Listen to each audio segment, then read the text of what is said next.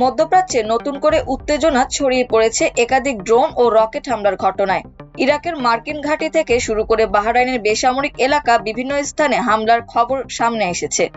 একই সঙ্গে ইরানের ইসলামী বিপ্লবী গার্ড বাহিনী IRGC ঘোষণা দিয়েছে শত্রুর বিরুদ্ধে তাদের সামরিক অভিযান আরও বিস্তৃত করা হবে।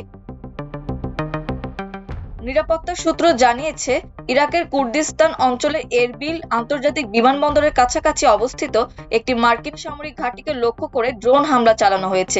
প্রায় একই সময়ে রাজধানী বাগদাদের আন্তর্জাতিক বিমানবন্দরের কাছে অবস্থিত একটি মার্কিন কূটনৈতিক স্থাপনাকেও লক্ষ্য করে ড্রোন ও রকেট হামলা হয়।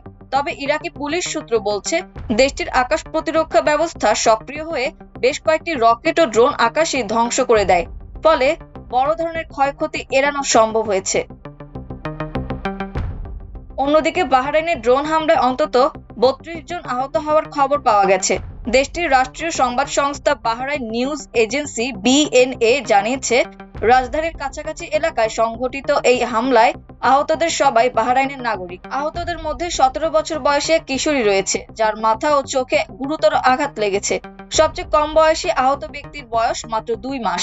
প্রতিবেদনে বলা হয়েছে, 4 জনের অবস্থা গুরুতর এবং কয়েকজন শিশুকে অস্ত্রোপচার করা হয়েছে।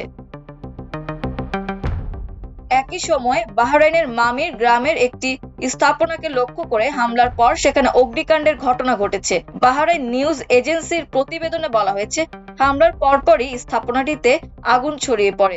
যদিও এই ঘটনায় এখন পর্যন্ত কোনো হতাহতের খবর পাওয়া যায়নি, তবে আগুন নিয়ন্ত্রণে আনতে দমকল কর্মীরা নিরবিচ্ছিন্নভাবে কাজ করে যাচ্ছেন।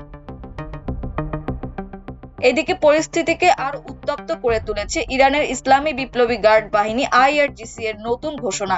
তারা জানিয়েছে, ট্রু প্রমিস 4 অভিযানের অংশ হিসেবে ইতোমধ্যে 28তম দফা হামলা চালানো হয়েছে এবং আগামী ঘন্টা ও দিনগুলোতে হামলার পরিধি আরো বাড়ানো হবে। তাসনিম নিউজের বরাত দিয়ে পার্স টুডে জানিয়েছে, IRGC নতুন ধরনের ক্ষেপণাস্ত্র ব্যবহার করে ইসরায়েলের তেল আবিব ও বীর আল সাবা এবং যুক্তরাষ্ট্রের আল আজরাক বিমান ঘাঁটিকে লক্ষ্য করে হামলা চালিয়েছে। আমিরুল মুমিনিন নামে পরিচালিত এই অভিযানে ড্রোন ও ক্ষেপণাস্ত্র দিয়ে ইসরায়েল ও যুক্তরাষ্ট্রের বিভিন্ন সামরিক ঘাঁটিতে আঘাত হানার দাবি করেছে তারা। IRGC আরো জানিয়েছে, জর্ডানে অবস্থিত যুক্তরাষ্ট্রের আল আজরাক বিমান ঘাঁটি তাদের অন্যতম বৃহৎ বিমান পরিচালনা কেন্দ্র এবং সেখানে একাধিকবার হামলা চালানো হয়েছে। একই সঙ্গে ইসরায়েলের সামরিক স্থাপনাগুলো লক্ষ্য করে ভারী ও উচ্চ ধ্বংস ক্ষমতা সম্পন্ন খাইবার শেকান ক্ষেপণাস্ত্র ব্যবহারের কথাও উল্লেখ করা হয়েছে। IRGCর বিবৃতিতে স্পষ্ট হুঁশিয়ারি দেওয়া হয়েছে, আগামী সময়গুলোতে ইসরায়েল ও যুক্তরাষ্ট্রের সামরিক অবস্থানকে লক্ষ্য করে হামলার মাত্রা আরো বাড়ানো হবে এবং সে সম্পর্কিত তথ্য সময়মতো ইরানের জনগণকে জানানো হবে। বিশ্লেষকদের মতে, এসব ঘটনার পর মধ্যপ্রাচ্যের সংঘাত আরো বিস্তৃত হওয়ার আশঙ্কা বাড়ছে। মাল্টিমিডিয়া ডেস্ক, আমার দেশ।